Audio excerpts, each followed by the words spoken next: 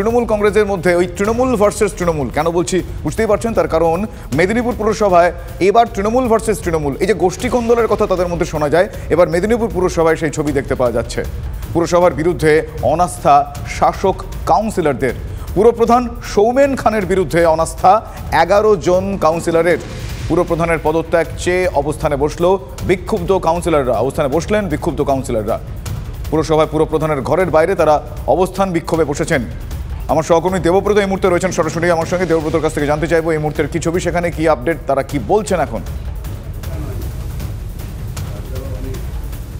দেখো, প্রথমেই সুজিত তোমাকে একটা ছবি দেখানোর কথা বলবো আমার সহকর্মীকে, যে এই মুহূর্তে দেখতে পাচ্ছি আমরা যে বিক্ষোভ অবস্থান চলছিল, সেই বিক্ষোভ অবস্থানে কিন্তু ইতিমধ্যেই তৃণমূলের রাজ্যের সাধারণ সম্পাদক প্রদ্যুৎ ঘোষ তিনি কিন্তু এসেছেন প্রতিনিধি হিসাবে রাজ্যের পক্ষ থেকে। তিনি কথা বলছেন, যে সমস্ত কাউন্সিলররা অবস্থানে বসেছেন, আন্দোলন করে যাচ্ছেন, তাদের সাথে কথা বলছেন এবং তাদের কাছ থেকে বোঝার চেষ্টা করছেন যে কেন তাদের এই আন্দোলন, তারা কি চাচ্ছেন, মূলত এই বিষয়গুলো নিয়ে কথা বলার জন্য বসেছেন। আমি একবার কথা বলার চেষ্টা করবো প্রদ্যুৎবাবুর সাথে, যে কি মূলত কি বার্তা নিয়ে উনি এসেছেন, একটু কথা বলেন। একটু কথা বলি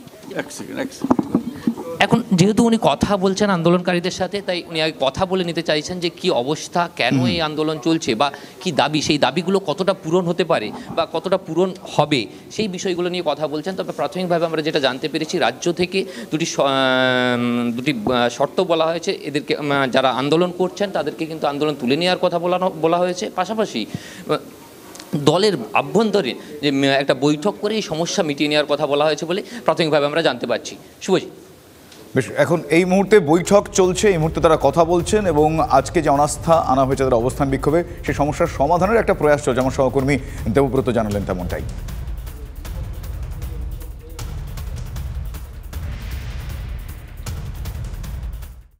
না, আমার কোনো স্বৈরাচারিতা আমি করিনি কারোর সাথে। সবাইকে সমান গুরুত্ব দিয়েই আমরা কাজ করি। ডেভেলপমেন্টের ওয়ার্কের ক্ষেত্রে যারা যা রিকুয়েশন দিয়েছে সেগুলো সবই হয়েছে, কোনোভাবেই কাউকে বঞ্চিত করা হয়নি। আমি আলোচনা করে সমাধান করার জন্য ওনাদেরকে বললাম। আপনাকে পদত্যাগ করতে বলছেন, দল আমাকে যদি বলে দেয় আমি নিশ্চয়ই সিদ্ধান্ত নেব। আমাকে তো দল বসিয়েছে, দল যদি আমাকে বলে দেয় ছেড়ে দিতে, আমি আজকেই ছেড়ে দেব। তীব্র, তীক্ষ্ণ, স্পষ্ট,